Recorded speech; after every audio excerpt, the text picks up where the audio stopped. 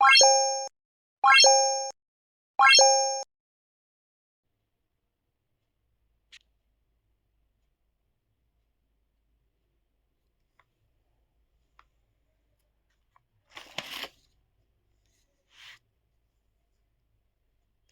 Aspirants, कैसे हैं आप सब और कैसी चल रही है आप लोगों की तैयारी।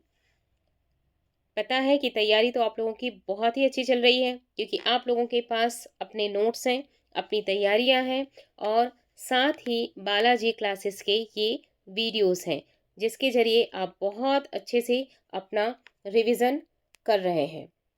तो बालाजी क्लासेस के यूट्यूब चैनल को आप सब्सक्राइब करके रखिए, ताकि जैसे ही वीडियो अपलोड हो वैसे ही आप तुरंत अपनी क्लासेस को देखें और फटाफट से रिवीजन करें। ये क्लासेस ना केवल आपको प्री में हेल्प करेंगे, बल्कि साथ साथ आपकी तैयारी होती जाएगी मेंस के लिए भी।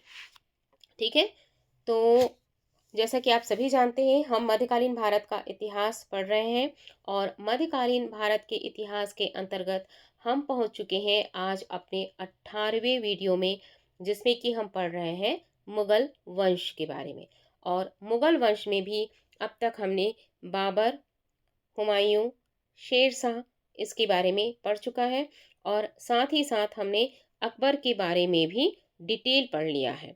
अब हम अकबर से संबंधित जो एमसीक्यूज हैं वो लगा रहे हैं। तो अभी तक अगर आप लोगों ने अभी तक के वीडियोस को नहीं देखा होगा, तो उन वीडियोस को प्लेलिस्ट में जा कर के देखिए और सभी वीडियो को आप 1.5 की स्पीड पे करके भी आप देख सकते हैं। तो चलिए शुरू करते हैं आज की क्लास। और आज की क्लास में हम पढ़ने जा रहे हैं एमसीक्यूज नंबर 16 से। तो आइए करते हैं शुरुआत। निम्न तथ्यों में से कौन सा तथ्य ऐसा है जो अकबर को राष्ट्रीय सम्राट सिद्ध करने में सहायक नहीं है। तो हमेशा आप लोगों से ये बोला जाता है कि आप इन चीज़ों को ध्यान में रखेंगे। ठीक है, कि नहीं है, नहीं है वाली बात कहाँ पर आती है। ठीक है, तो नहीं है ये चीज़ कहाँ पर आती है, इस बात को आपको ध्यान में रखना है। ये आज मैं आप लोगों के लिए दूसरी बार वीडियो अपलोड करने की कोशिश कर रही हूँ और पता नहीं क्या प्रॉब्लम आ रहा है। तो इसमें आप एक क्वेश्चन जो 16 है उसका पेज कहीं गायब हो गया। तो चलिए मैं इसको पढ़ के सुना देती हूँ, क्योंकि एक पेज के लिए मुझे फिर से वीडियो अपलोड करना पड़ेगा। तो इसमें ये पूछा गया था कि निम्न तथ्यों में से कौन सा तथ्य ऐसा है जो अकबर को राष्ट्रीय सम्राट सिद्ध करने में सहायक नहीं है।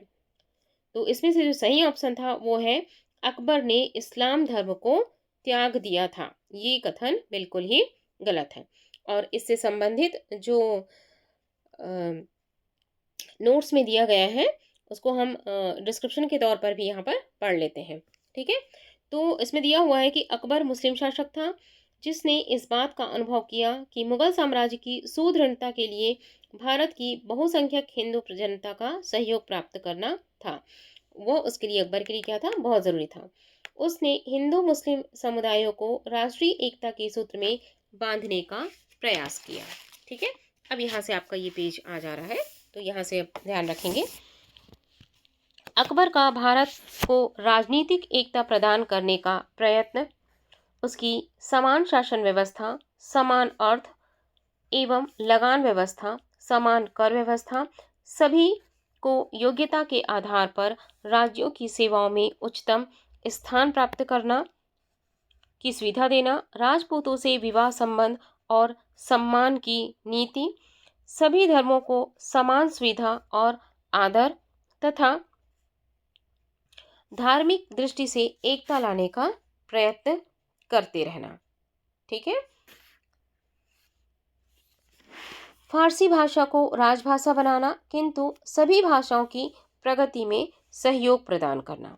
ठीक है, विभिन्न ललित कलाओं की प्रगति तथा उनकी कला विधियों के समन्वय का प्रयत्न करना, सांस्कृतिक एकता का प्रयत्न करना आदि ऐसे सभी कार्य थे। ठीक है, अकबर ने क्या किया था, ये सारे कार्य किए थे जो राष्ट्रीय हित और प्रगति के आधार पर किए गए थे। इस कारण अकबर को राष्ट्रीय सम्राट स्वीकार किया गया। तो ये क्या रीज़न क्या बताया, यही सारे कारण थे जिसके कारण अकबर को राष्ट्रीय सम्राट स्वीकार किया गया। अकबर ने इस्लाम धर्म का त्याग नहीं किया था। ठीक है, चलिए अब बढ़ते हैं अगले प्रश्न की ओर। प्रश्न 17 क्या कहता है? प्रश्न 17 अकबर की लोकप्रियता के कारण थे। अकबर की लोकप्रियता का कारण क्या था? मनसबदारी प्रथा, ठीक है, धार्मिक नीति, भू राजस्व व्यवस्था और सामाजिक सुधार। ये तो सभी के सभी सही है, तो ऑप्शन में देख लेते हैं। अच्छा, ऑप्शन में भी ऐसा दिया हुआ है, ए और बी सही है, ठीक है, सी सही है, बी सही है, ए बी सी डी सही है। तो इसमें से क्या है? डी वाला ऑप्शन जो है वो सही है, मतलब उसने सभी कार्य किए थे। ठीक है, चलिए डिस्क्रिप्शन पढ़ते हैं। मुगल शासन व्यवस्था को स्थापित करने का श्रेय अकबर को ही है। उसकी केंद्रीय शासन व्यवस्था तथा बादशाह के पद और अधिकारों एवं कर्तव्यों की व्याख्या, उसका प्रांतीय शासन, उसकी लगान व्यवस्था, मुद्रा व्यवस्था, मनसबदारी व्यवस्था आदि सभी को उस समय सफलता प्राप्त हुई व उसके उत्तराधिकारियों के लिए आधार स्वरूप बनी। अकबर प्रथम मुस्लिम शासक था जिसने हिंदू और मुसलमानों को निकट लाने का प्रयास किया। अपनी उदार नीति के अंतर्गत उसने 1562 ईस्वी में दास प्रथा, देखिए अब यहाँ पर ये चीज आपको याद करने की हो जाती है, ठीक है, कि क्या किया था उसने? 1562 ईस्वी में दास प्रथा, 1563 ईस्वी में तीर्थ यात्रा कर तथा 1564 ईस्वी में क्या किया था? जजिया कर को समाप्त कर दिया था। ये आप ईयर के साथ याद रखेंगे इसको। अपने सामाजिक सुधार के अंतर्गत उसने बाल विवाह एवं सती प्रथा को रोकने का प्रयत्न किया। अतः अकबर की लोकप्रियता के कारणों में उपयुक्त चारों बिंदुओं को सम्मिलित किया जाता है। ठीक है, चलिए अब आगे बढ़ते हैं। प्रश्न 18 निम्नलिखित में से किस मुस्लिम शासक ने तीर्थ यात्रा कर समाप्त कर दिया था? ठीक है, अभी अभी हमने ऊपर डिस्क्रिप्शन में पढ़ा कि किसने समाप्त कर दिया था? अकबर ने जो है वो तीर्थ यात्रा कर को समाप्त कर दिया था। और तीर्थ यात्रा कर को कब समाप्त किया था उसने? अभी हमने पढ़ा था 1564 में तीर्थ यात्रा कर को समाप्त कर दिया था। अगले प्रश्न पे चलते हैं। निम्नलिखित बादशाहों में से किसको एक प्रबुद्ध निरंकुश कहा जाता है? तो प्रबुद्ध निरंकुश कहा जाता है, प्रबुद्ध और निरंकुशता दोनों ही चीजें थी। तो प्रबुद्ध निरंकुश कौन था? प्रबुद्ध निरंकुश जो था वो था अकबर। ठीक है, कौन था? अकबर था। अकबर एक महान शासक था जिसका साम्राज्य अफगानिस्तान, कश्मीर से लेकर गोदावरी नदी के किनारे तक विस्तृत था। वह एक धर्मनिरपेक्ष शासक था, संपूर्ण सत्ता उसी में निहित थी। अतः वह प्रशा के फ्रेडरिक महान और इंग्लैंड की रानी एलिजाबेथ की तरह प्रबुद्ध निरंकुश शासक कहा जाता है, जिसके शासनकाल में कानून की दृष्टि से सभी समान थे। प्रश्न 20 निम्नलिखित में से किसने यह आज्ञा दी थी कि आदमी को एक ही स्त्री से विवाह करना चाहिए और वह तभी दूसरा विवाह कर सकता है जब उसकी पहली पत्नी बंध्या हो? तो अगर आप लोगों ने नोट्स को बहुत अच्छी तरीके से पढ़ा होगा तो ये किसने कहा था? ये कहा था अकबर ने। ठीक है, आइए डिस्क्रिप्शन में भी पढ़ लेते हैं। अकबर ने कुछ सामाजिक परंपराओं और व्यक्तिगत मान्यताओं पर अंकुश अवश्य लगाया, परंतु उसने यह कार्य सुधार की दृष्टि से किया। उदाहरण के लिए उसने आज्ञा दी कि आदमी को एक ही स्त्री से विवाह करना चाहिए और दूसरा विवाह तभी कर सकता है जब उसकी पहली पत्नी बंध्या हो। उसने हिंदू विधवाओं को पुनर्विवाह करने का अधिकार दे दिया तथा बलपूर्वक स्त्री के सती होने पर रोक लगाया था। ठीक है, चलिए अगले प्रश्न की ओर बढ़ते हैं। प्रश्न 21 निम्नलिखित कथनों में से कौन सा कथन जो है वो सही है? आप बताइए कौन सा कथन सही है। पढ़ते हैं कथनों को। अकबर ने लड़कों और लड़कियों के विवाह की आयु निर्धारित करने का प्रयास किया था। क्या ये कथन सही है? बिल्कुल, ये कथन सही है, उसने ऐसा प्रयास किया था। अकबर ने लड़कियों को अभिभावकों के दबाव में अलग स्वयं की इच्छा से विवाह करने की स्वतंत्रता दी थी। बिल्कुल, यह कथन भी सही है, अकबर ने ये दोनों कार्य किए थे। तो इसका जो ऑप्शन सी है वो सही उत्तर होगा। ठीक है, कि कथन 1 और 2 दोनों सही हैं। बादशाह अकबर ने लड़कों के लिए कम से कम 16 वर्ष तथा लड़कियों के लिए 14 वर्ष की आयु निर्धारित की थी। इनमें लड़कियों को अभिभावकों के दबाव से अलग स्वयं की इच्छा से विवाह करने की स्वतंत्रता दी थी। अतः दोनों कथन जो क्या है वो सही है। ठीक है, चलिए बढ़ते हैं अगले प्रश्न की ओर। प्रश्न 22, देखिए प्रश्न 22 क्या पूछता है। अकबर का शासन जाना जाता है, अकबर का शासन जाना जाता है, किस कारण से जाना जाता है? क्षेत्रों को जीतने के लिए, बिल्कुल क्षेत्रों को जीतने के लिए तो जाना ही जाता है। अपनी प्रशासनिक व्यवस्था के लिए, तो बिल्कुल ये भी सही है, अपनी प्रशासनिक व्यवस्था के लिए भी जाना जाता है। न्यायिक प्रशासन के लिए, बिल्कुल न्यायिक प्रशासन के लिए भी जाना जाता है। उसकी धार्मिक कट्टरता के लिए, बिल्कुल भी नहीं, अकबर जो है वो धार्मिक रूप से कट्टर नहीं था। ठीक है, अब इनमें से चयन करना है, तो बिल्कुल इसका जो ऑप्शन बी है, ऑप्शन बी जो है वो बिल्कुल सही है कि 1, 2 और 3 तीनों सही है। ठीक है, देखते हैं डिस्क्रिप्शन में। अकबर अपनी धार्मिक कट्टरता के लिए नहीं अपितु धार्मिक उदारता एवं धार्मिक सहिष्णुता के लिए जग प्रसिद्ध है। उसके द्वारा प्रतिपादित सुलह ए कुल की नीति इसका सबल प्रमाण है। इस प्रकार कथन 4 सही नहीं है, जबकि 1, 2 और 3 सही है। ठीक है, अतः विकल्प बी जो है वो सही है। प्रश्न 23, अकबर के शासनकाल में पुनर्गठित केंद्रीय प्रशासन तंत्र के अंतर्गत सैनिक विभाग का प्रमुख कौन था? तो सैनिक विभाग का प्रमुख कौन होता था? वो होता था मीर बख्शी। ठीक है, अकबर के शासनकाल में पुनर्गठित केंद्रीय शासन तंत्र के अंतर्गत मीर बख्शी मुख्यतः सैन्य विभाग का प्रमुख था, किंतु उसे प्रधान सेनापति नहीं कहा जा सकता था। उसका कार्य सैनिकों के वेतन एवं सैनिक संगठन से संबंधित था। वह मनसबदारों की सूची रखता था तथा उसे बादशाह अकबर के समक्ष प्रस्तुत करता था। सैनिकों को भर्ती, उनके शास्त्रों की व्यवस्था, सैनिकों का निरीक्षण आदि उस कार्य उसके अंतर्गत आते थे। अगला प्रश्न, अकबरकालीन सैन्य व्यवस्था आधारित थी। तो हमने अपने नोट्स में पढ़ा था कि अकबरकालीन सैन्य व्यवस्था है वो किस पर आधारित थी? तो मनसबदारी के आधार पर व्यवस्थित थी। चलिए, इसका डिस्क्रिप्शन काफ़ी लंबा दिया है, क्वेश्चन बहुत सारे हैं, वीडियो और लंबा हो जाएगा।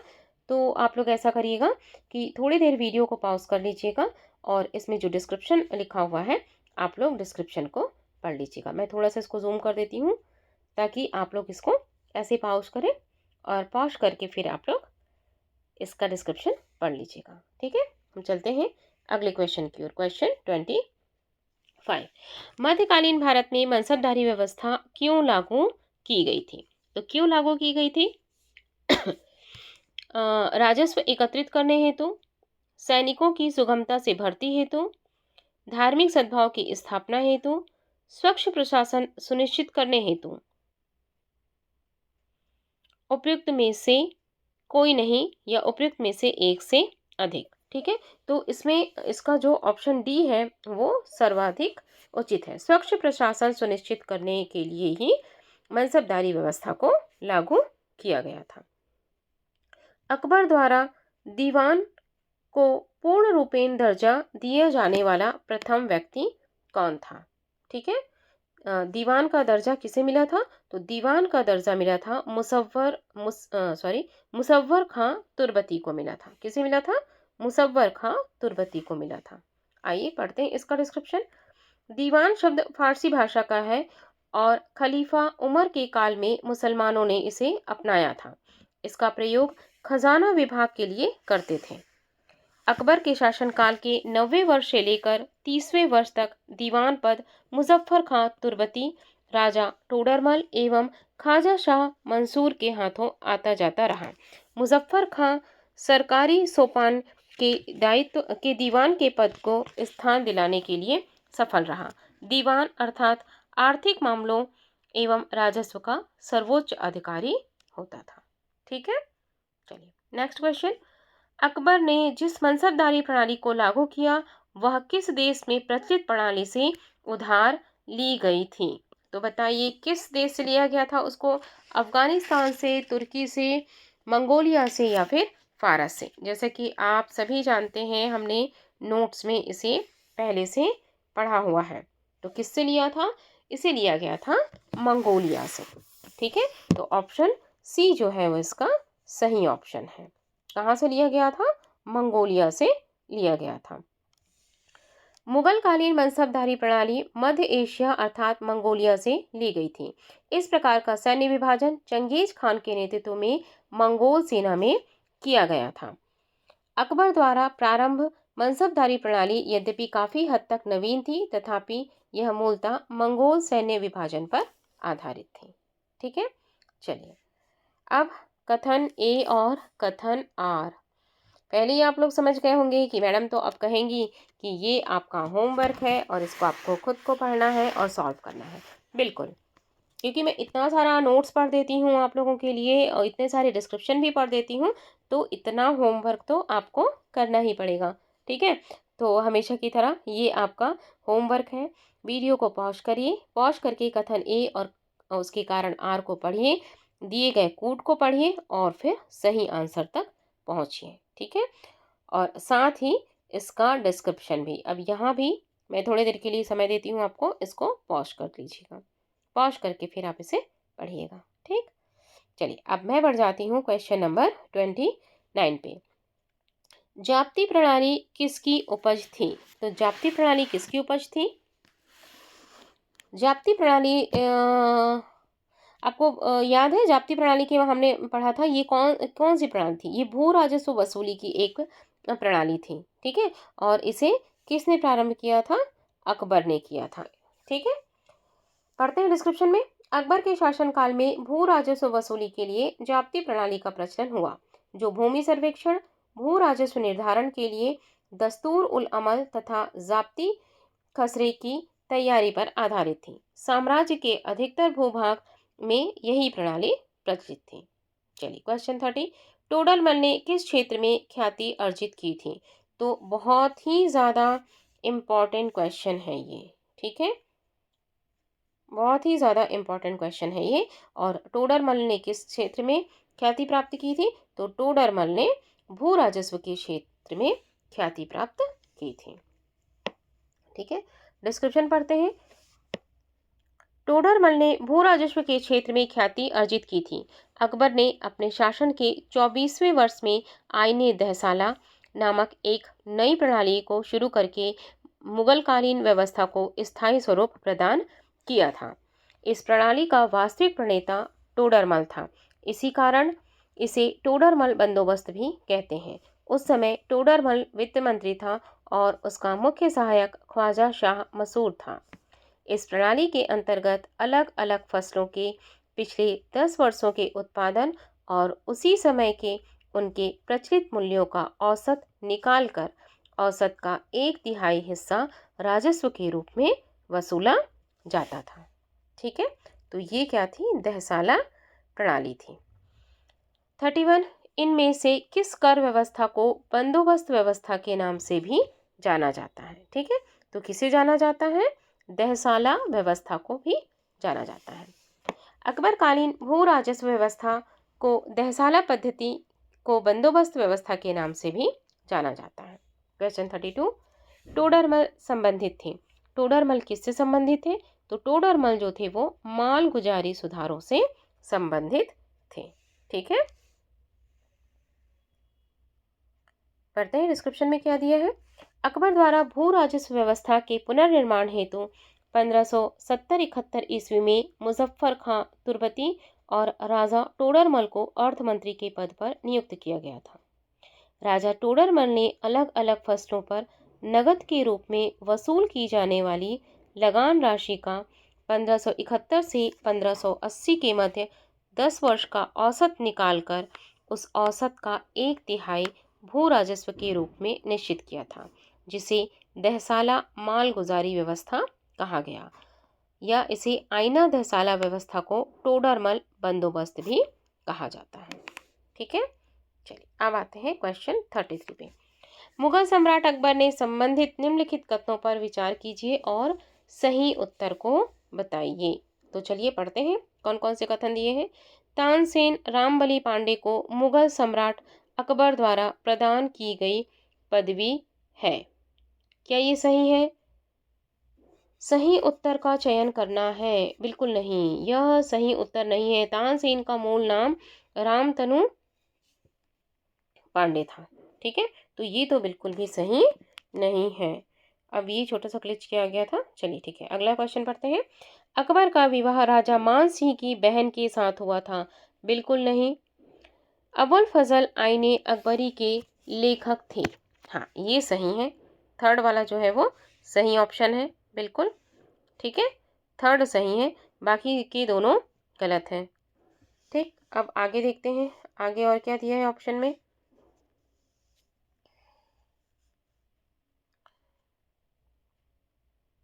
राजा टोडरमल अकबर की सेना के प्रधान सेनापति थे। बिल्कुल नहीं, ये भी गलत है। तो इन चारों दिए गए कथनों में केवल जो कथन नंबर 3 है, ठीक है, केवल जो कथन नंबर 3 है वो सही है, इसलिए इसका जो ऑप्शन सी है वो सही ऑप्शन है। देखें क्या कहता है डिस्क्रिप्शन। तानसेन का मूल नाम रामतनु पांडे था। उन्होंने तानसेन नाम ग्वालियर या रीवा के राजा ने दी थी। अकबर ने तानसेन को मियाँ की उपाधि दी थी। राजा मान सिंह की बहन मानबाई शाह बेगम का विवाह सलीम से हुआ था, ना कि अकबर से। आईने अकबरी के लेखक अबुल फजल थे। राजा टोडरमल दीवान थे, ना कि सेनापति थे। ठीक है, चलिए आगे बढ़ते हैं। क्वेश्चन 34। भू राजस्व प्रशासन के क्षेत्र में शेर शाह एवं अकबर के मध्य निम्नलिखित में से कौन नैरेतन्य की कड़ी थी? तो कौन थी इन दोनों में से कड़ी कौन थी? जो टोडरमल है वो भू राजस्व शासन के क्षेत्र में शेर शाह और अकबर के मध्य की कड़ी थे। ठीक है, चलिए डिस्क्रिप्शन पढ़ते हैं। इतिहास प्रसिद्ध टोडरमल भू राजस्व प्रशासन की दृष्टि से विशेष सम्मान प्राप्त है। अकबर के द्वारा ही आईने दहसाला की शुरुआत की गई थी। इस प्रणाली के प्रणेता टोडरमल थे। ख्वाजा शाह मंजूर से भी इसे मदद मिली थी, अतएव इसे टोडरमल बंदोबस्त के नाम से भी जाना जाता है। क्वेश्चन 35। अकबर काल में भू राजस्व व्यवस्था की एक प्रसिद्ध नीति थी आईने दहसाला पद्धति। यह किसके द्वारा निर्मित की गई थी? तो बहुत ही आसान सा प्रश्न है लेकिन इम्पॉर्टेंट है। तो ये किसके द्वारा की गई थी? टोडरमल के द्वारा की गई थी। क्वेश्चन 36। अकबर ने दीन इलाही किस वर्ष में प्रारंभ की थी? इम्पॉर्टेंट, ठीक है, ये दोनों ही क्वेश्चन आईएमपी है। ठीक है, दोनों ही आईएमपी है। तो दीन इलाही कब प्रारंभ किया था? 1582 में दीन इलाही को अकबर ने प्रारंभ किया था। पढ़ते हैं डिस्क्रिप्शन में क्या दिया है। अकबर ने 1582 ईस्वी में तौहीद इलाही या दीन इलाही की स्थापना की। इसके अंतर्गत अकबर ने सभी धर्मों के मूल सिद्धांतों को सम्मिलित कर इसे सर्वमान्य बनाने का प्रयास किया। दीन इलाही वास्तव में सूफी सर्वेश्वरवाद पर आधारित था। किस पर आधारित था? ये भी अगर कभी पूछ लिया जाए तो आपको पता होना चाहिए, सूफी सर्वेश्वरवाद पर आधारित था। इस नवीन संप्रदाय का प्रधान पुरोहित अबुल फजल था। कौन था? अबुल फजल था। हिंदुओं में केवल बीरबल ने इसे स्वीकार किया था। हिंदुओं में इसे किसने स्वीकार किया था? केवल बीरबल ने स्वीकार किया था। राजा भगवान दास और राजा मान सिंह ने इसका सदस्य बनने से इनकार कर दिया था। देखिए ये पॉइंट भी बहुत इंपॉर्टेंट है कि इन दोनों ने क्या किया था? इसका सदस्य बनने से इनकार कर दिया था। चलिए अगला प्रश्न। दीन इलाही का प्रचार किस शासक ने किया था? तो दीन इलाही का प्रचार किसने किया था? दीन इलाही का प्रचार किया था अकबर ने। क्वेश्चन 38। दीन इलाही किसके द्वारा प्रारंभ किया गया था? तो दीन इलाही किसके द्वारा प्रारंभ किया था? अकबर के द्वारा प्रारंभ किया गया था। ये छोटे छोटे क्वेश्चंस बहुत इंपॉर्टेंट हैं। किस इतिहासकार ने दीन इलाही को एक धर्म कहा था? ठीक है, तो किसने कहा था? अबुल फजल ने बिल्कुल नहीं, अब्दुल कादिर बदायूनी ने बिल्कुल नहीं, निज़ामुद्दीन ने बिल्कुल भी नहीं। इनमें से कोई ऐसा नहीं है जिसने दीन इलाही को एक धर्म कहा था। अकबर द्वारा प्रवर्तित दीन इलाही कोई धर्म नहीं था, अपितु एक सूफी मत था जिसके नियम सर्वधर्म समन्वय पर आधारित थे। जहांगीर के समकालीन मोहसिन फ़ानी ने अपनी रचना दबिस्तान मज़ाहिब में पहली बार दीन इलाही का एक स्वतंत्र धर्म के रूप में उल्लेख किया था। ठीक है, तो ये नाम चूंकि इसमें नहीं दिया हुआ है। ठीक, तो ये आप याद रखेंगे। चलिए क्वेश्चन 40, इबादत खाने का निर्माण किसने करवाया था? तो इबादत खाने का निर्माण किसने करवाया था? अकबर ने कराया था। पढ़ते हैं इसके डिस्क्रिप्शन में क्या दिया है। बादशाह अकबर ने धार्मिक चर्चा एवं विचार विमर्श के लिए 1575 ईस्वी में फतेहपुर सीकरी में एक इबादत खाना के निर्माण का आदेश दिया। इबादत खाना में बादशाह की अध्यक्षता में सैयद शेख एवं उलेमा धार्मिक चर्चा करते थे। 1578 ईस्वी में अकबर ने सभी धर्मावलंबियों के लिए इस इबादत खाने का द्वार खोल दिया। अकबर ने समस्त धार्मिक मामलों को अपने हाथों में लेने के लिए 1579 में महजरनामा जारी करवाया था। उसने उसे धर्म के मामलों में सर्वोच्च बना दिया। इस पर 5 उलेमाओं या इस्लामी धर्मविदों के हस्ताक्षर थे। महजर को स्मिथ और वुल्जले हैग ने अचूक आज्ञा पत्र कहा था। महजर जारी करने के बाद अकबर ने सुल्तान आदिल या इमाम आदिल की उपाधि धारण की। स्मिथ महोदय ने कहा था, दीन इलाही अकबर की मूर्खता का स्मारक है, उसकी बुद्धिमत्ता का नहीं। तो देखिए ये एक इम्पॉर्टेंट चीज है यहाँ पर कि किसने कहा था कि दीन इलाही जो है वो अकबर की मूर्खता का स्मारक है, उसकी बुद्धिमत्ता का नहीं। ठीक है, स्मिथ ने ये बात कही थी। अगला प्रश्न, फतेहपुर सीकरी का इबादत खाना क्या था? तो फतेहपुर सीकरी का जो इबादत खाना था वह क्या था? वह भवन जिसमें विभिन्न धर्मों के विद्वानों के साथ अकबर चर्चा करता था। मतलब इसका जो ऑप्शन सी है वो ऑप्शन सही है। अगले क्वेश्चन की ओर चलते हैं। 42, निम्नलिखित इमारतों में से कौन सी इमारत शान फतेहपुर कही जाती है? तो शान फतेहपुर जो कही जाती है वो कही जाती है जामा मस्जिद को। ठीक है, पढ़ते हैं इसका डिस्क्रिप्शन क्या कहता है। सम्राट अकबर द्वारा बसाए गए शहर फतेहपुर सीकरी को वर्ष 1986 में यूनेस्को की विश्व धरोहर की सूची में स्थान प्राप्त हुआ था। उत्तर प्रदेश में स्थित फतेहपुर सीकरी 1571 से 1585 तक मुगल साम्राज्य की राजधानी रही। फतेहपुर सीकरी में मुगल वास्तुकला के स्मारक जैसे जामा मस्जिद, बुलंद दरवाजा, पंचमहल, शेख सलीम चिश्ती का मकबरा आदि शामिल है। यहाँ स्थित जामा मस्जिद को शान फतेहपुर या शान सीकरी के नाम से भी जाना जाता है। अगले क्वेश्चन की तरफ आते हैं। क्वेश्चन 43, कौन सा स्मारक फतेहपुर सीकरी में नहीं है? तो अभी हमने जो है उनके नाम पढ़े थे। तो देखिए इसमें से स्वर्ण महल है, पंचमहल है, जोधाबाई का महल है, अकबरी महल। अकबरी महल यहाँ पर नहीं है। ठीक है, तो डिस्क्रिप्शन पढ़ते हैं। अकबर ने आगरा से 36 किलोमीटर दूर फतेहपुर सीकरी में 1568 से 69 ईस्वी में एक राजमहल सह किले का निर्माण आरंभ कराया। एक विशाल कृत्रिम झील से युक्त पहाड़ी पर बने इस किले में गुजरात और बंगाल शैलियों से निर्मित कई इमारतें शामिल थीं।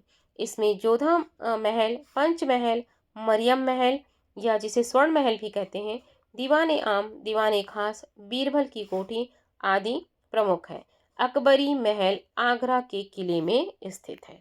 अकबरी महल कहाँ है? आगरा के किले में स्थित है।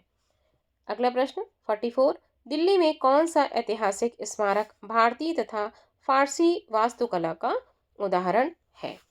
तो ये उदाहरण है, जब हम हुमायूं वाला चैप्टर पढ़ रहे थे तब भी हमने ये पढ़ा था। जो हुमायूं का जो मकबरा है वो क्या है? भारतीय और फारसी दोनों ही प्रकार की वास्तु कला का उदाहरण है। डिस्क्रिप्शन पढ़ते हैं।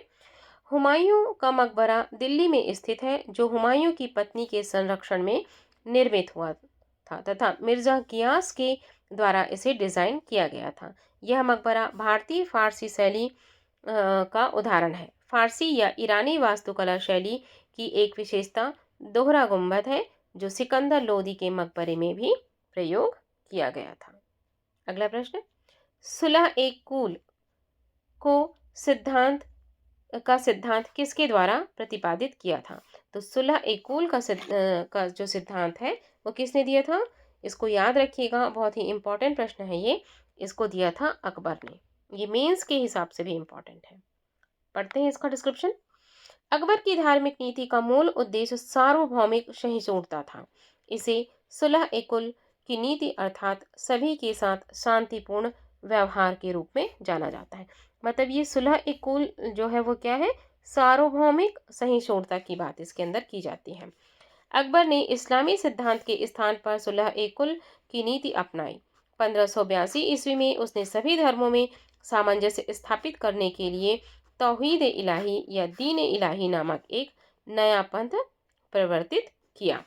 अकबर की सुलह ए कुल की नीति राजनीतिक उदारता और धार्मिक सहिष्णुता के साथ साथ चलती थी। उसके उदारवादी सांस्कृतिक दृष्टिकोण को यह प्रदर्शित करती है। ठीक है, अगले प्रश्न की ओर चलते हैं। क्वेश्चन 46 क्या कहता है? क्वेश्चन 46, अकबर द्वारा अपनाई गई सुलह ए कुल अर्थात सार्वभौमिक शांति की जो नीति का अवधारण है वो किस पर आधारित थी?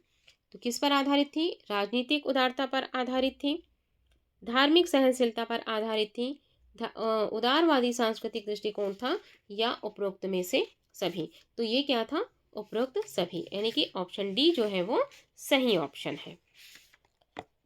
47, किस मुगल बादशाह के विरुद्ध जौनपुर से फतवा जारी हुआ था?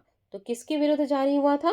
जौनपुर से फतवा जो जारी हुआ था वो हुआ था अकबर के विरुद्ध जारी हुआ था। फतवा जारी हो गया था भाई अकबर के विरुद्ध। 1580 में जौनपुर के एक धर्मगुरु या काजी मुल्ला मोहम्मद यजदी ने सभी मुस्लिमों को अकबर के विरुद्ध विद्रोह करने के लिए फतवा जारी कर दिया था। 48, निम्न कथनों पर विचार कीजिए। ठीक है, फिर इसमें वही है कथन ए और कथन आर, और दोनों को आप पढ़ेंगे। पढ़ने के बाद आप कूट को पढ़ेंगे और कूट से मिलान करेंगे। तो आप थोड़ी देर वीडियो को पॉज करेंगे, पॉज करके इसको आराम से पढ़िए और पढ़ करके फिर आंसर निकालिए। तो ये है आपका होमवर्क। और उसके बाद यहाँ पे जो इसका दिया हुआ है डिस्क्रिप्शन, तो आप इस डिस्क्रिप्शन को भी पढ़ लीजिए।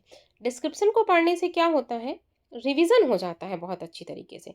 आप एक ही बार में आप पहले नोट्स को पढ़ते हैं, फिर आप एमसीक्यूज लगाते हैं और फिर उसके बाद आप डिस्क्रिप्शन को पढ़ते हैं। तो एक बार पढ़ने पर ही क्या होता है? आपका 3 बार रिवीजन हो जाता है। चलिए, अब क्वेश्चन नंबर 49, निम्न में से किसका निर्माण अकबर ने करवाया था? तो अकबर ने किसका निर्माण करवाया था? बुलंद दरवाजा का बिल्कुल करवाया था, जामा मस्जिद का नहीं, कुतुब मीनार का नहीं, और ताजमहल का भी नहीं। ठीक है, अगला क्वेश्चन, निम्न में से किस मुगल सम्राट ने शिक्षा संबंधी सुधार किए थे? तो शिक्षा संबंधी सुधार भी किसने किए थे? अकबर ने किया था। किसने किया था? अकबर ने शिक्षा संबंधी सुधार किया था। पढ़ते हैं डिस्क्रिप्शन में क्या लिखा है। मुगल साम्राज्य के अंतर्गत सामाजिक सांस्कृतिक गतिविधियों के विकास के साथ साथ शिक्षा संबंधी विषयों पर भी ध्यान दिया गया। शिक्षा संबंधी महत्वपूर्ण सुधार मुगल शासक अकबर के द्वारा किया गया था। अकबर के शासनकाल में शिक्षा के कुछ महत्वपूर्ण केंद्र अजमेर, दिल्ली, सियालकोट, मुल्तान, इलाहाबाद, मुर्शिदाबाद आदि थे। इनमें छात्रों को मुफ्त शिक्षा दी जाती थी। फारसी को राजभाषा का दर्जा प्राप्त था। निज़ामी शिक्षा पद्धति तत्कालीन समय में ख्यात शिक्षा प्रणाली थी। ठीक है, निज़ामी शिक्षा प्रणाली। कौन सी शिक्षा प्रणाली? जो निज़ामी शिक्षा प्रणाली थी उसे क्या था? ख्याति प्राप्त थी। महत्वपूर्ण, यद्यपि शिक्षा में महत्वपूर्ण सुधार करने वाला मुगल शासक अकबर स्वयं निरक्षर था। वो स्वयं निरक्षर था, किंतु उसने शिक्षा प्रणाली में बहुत सारे सुधार कार्य किए थे। अगला प्रश्न 51, अकबर द्वारा बनवाई गई श्रेष्ठतम इमारतें पाई जाती हैं। ठीक है, तो अकबर ने बहुत सारे निर्माण कार्य किए थे, लेकिन उसकी जो सबसे सुंदर जो इमारतें पाई जाती हैं वो कहाँ हैं? फतेहपुर सिकरी में है। अकबर द्वारा बनाई गई श्रेष्ठतम इमारतें फतेहपुर सिकरी में स्थित हैं। यहाँ स्थित मुख्य इमारतों में दीवाने आम, दीवाने खास, कोषागार, ज्योतिष की बैठक, हवा महल, जोधाबाई का महल, मरियम का महल, तुर्की सुल्तान की कोठी, बीरबल की कोठी आदि है। तुर्की सुल्तान का महल इतना सुंदर है कि पर्सी ब्राउन ने उसे स्थापत्य कला का मोती कहा है। तो आप इसे याद रखेंगे कि स्थापत्य कला का मोती किसे कहा है और किसने कहा है। ठीक है, चलिए आगे बढ़ते हैं। अकबर द्वारा बनाई गई कौन सी इमारत का नक्शा बौद्ध विहार की तरह है? तो इसमें से जो उसने पंचमहल बनवाया था, वो जो पंचमहल था वो कैसा था? बौद्ध विहार की तरह था। तो ऑप्शन ए जो है वो सही ऑप्शन है। चलिए अब देखते हैं इसका डिस्क्रिप्शन क्या कहता है। डिस्क्रिप्शन में लिखा है, अकबर ने अपनी नवीन राजधानी फतेहपुर सीकरी में अनेक भवन बनवाए। पंचमहल पिरामिड के आकार का 5 महलों का भवन था और भारतीय बौद्ध विहारों के अनुरूप था, जो अब तक भारत के कुछ भागों में विद्यमान है।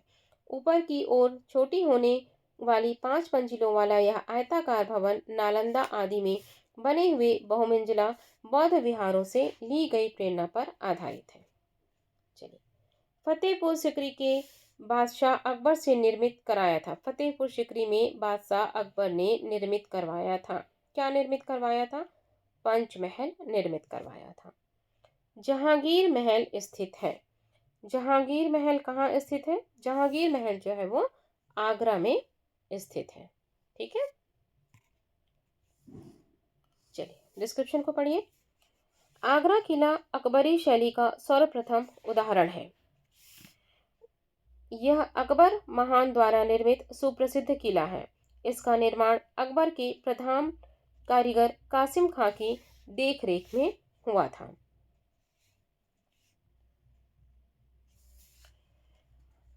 किले के अंदर अकबर ने लाल पत्थरों से 500 से अधिक भवनों का निर्माण करवाया था।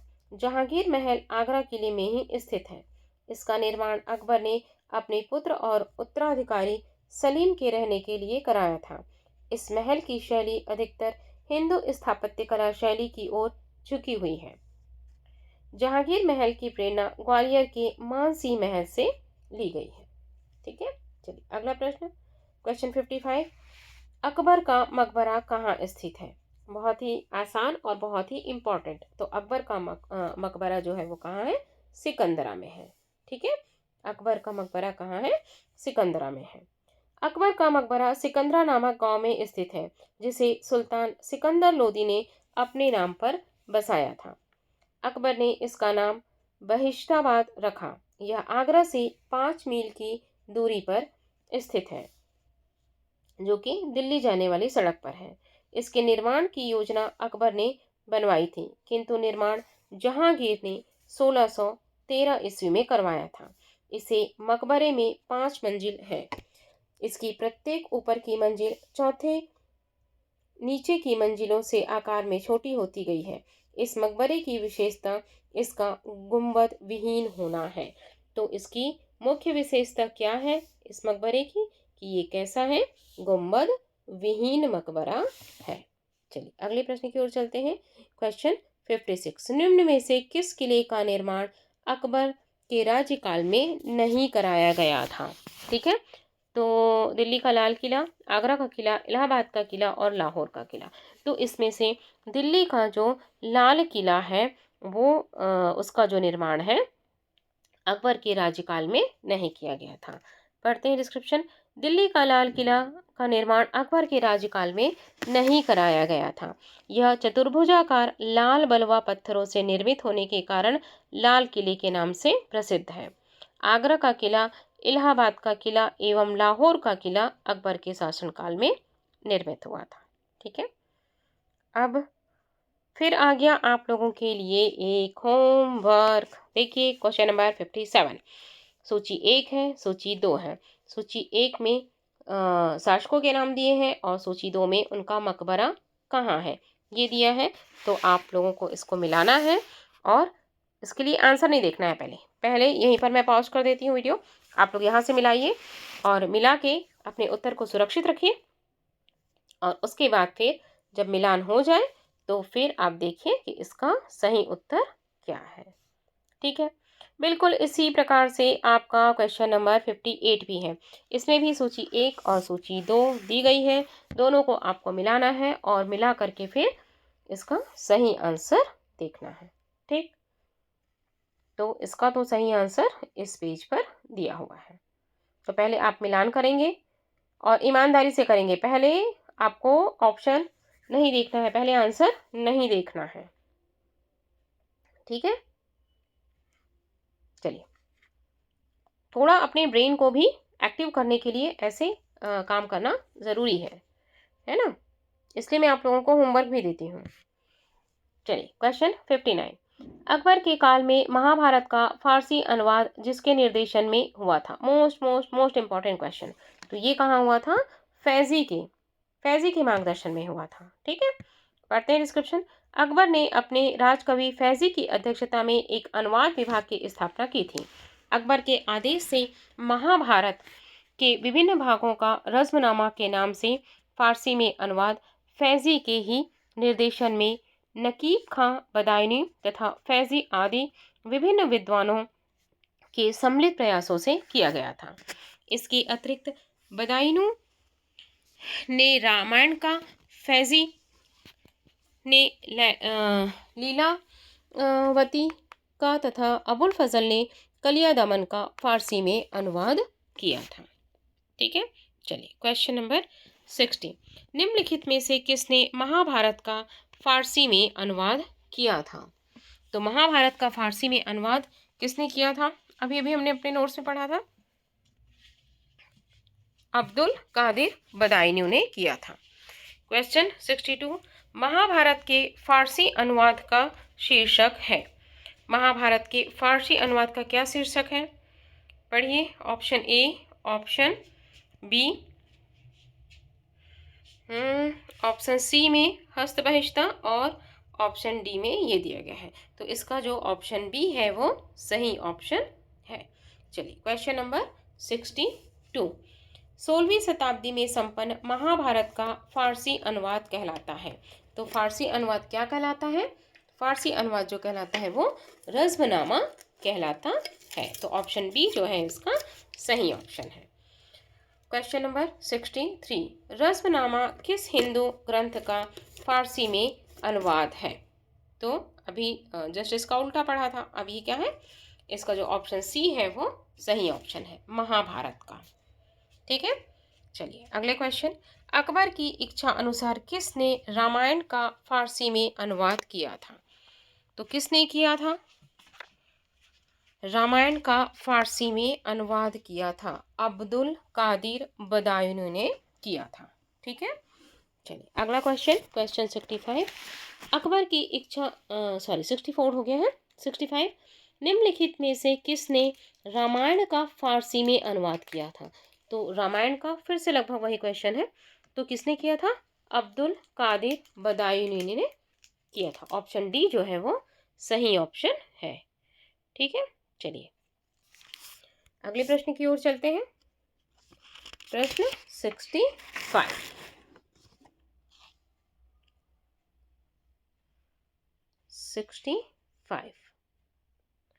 सम्राट अकबर द्वारा निम्न में से किसे जरी कलम की उपाधि दी थी? मोस्ट इंपॉर्टेंट क्वेश्चन, किसे दी थी जरी कलम की उपाधि? मोहम्मद हुसैन को दी थी। ठीक है, पढ़ते हैं इसके डिस्क्रिप्शन में क्या दिया है। अकबर के दरबार के प्रसिद्ध ग्रंथकर्ता जिनकी एक सूची आईने अकबरी में मिलती है। ठीक है, में सबसे प्रमुख कश्मीर का मोहम्मद हुसैन था, जिसे अकबर ने जरी कलम की उपाधि प्रदान की थी। 67, जैन साधु जो अकबर के दरबार में कुछ वर्ष रहा और जिसे जगत गुरु की उपाधि से सम्मानित किया गया था। ये भी क्वेश्चन है आपका, IMP क्वेश्चन है ये। ठीक है, तो जगत गुरु की उपाधि किसे दी थी? हरि विजय सूरी को दी गई थी। ठीक है,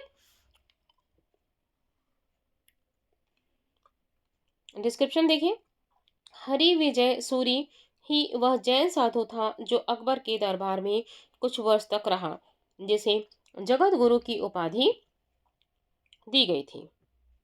1582 में अकबर ने उक्त जैनाचार्य को जैन सिद्धांतों को समझने की इच्छा से आहूत किया था।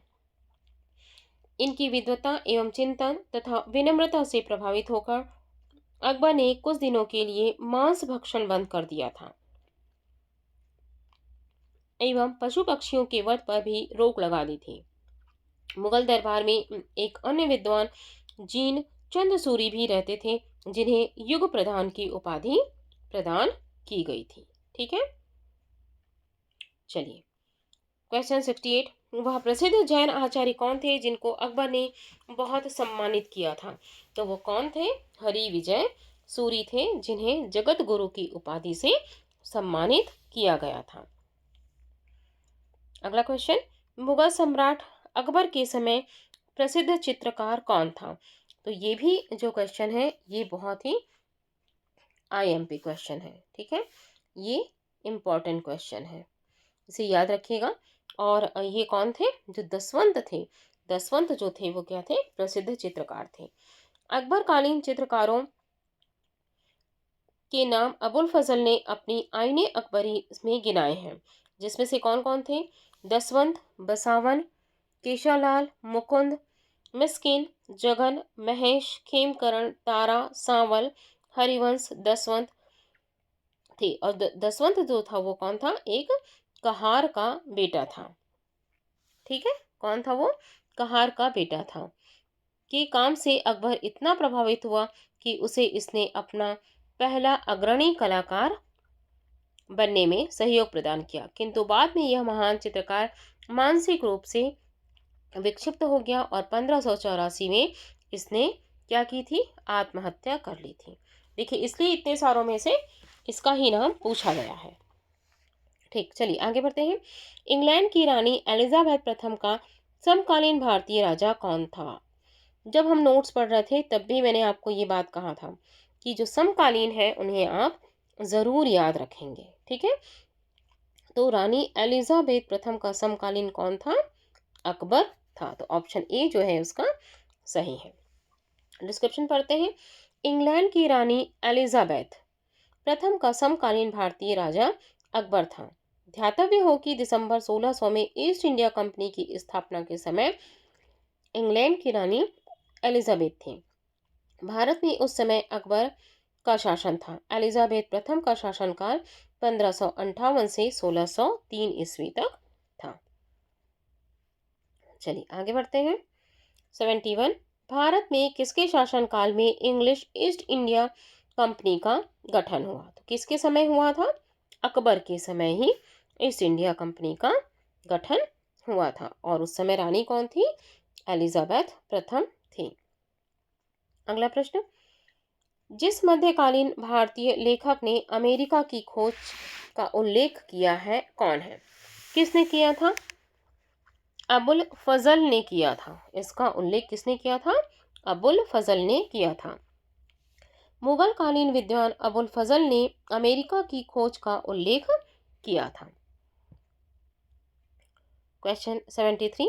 अकबर के दरबार में आने वाला पहला अंग्रेज व्यक्ति कौन था? ये इंपॉर्टेंट नहीं है, ये मोस्ट इंपॉर्टेंट है। ठीक है, अकबर के दरबार में आने वाला पहला अंग्रेज व्यक्ति कौन था? तो वह पहला अंग्रेज व्यक्ति जो था वो कौन था? रॉल्फ फिंच था। कौन था? रॉल्फ फिंच था। ठीक है, चलिए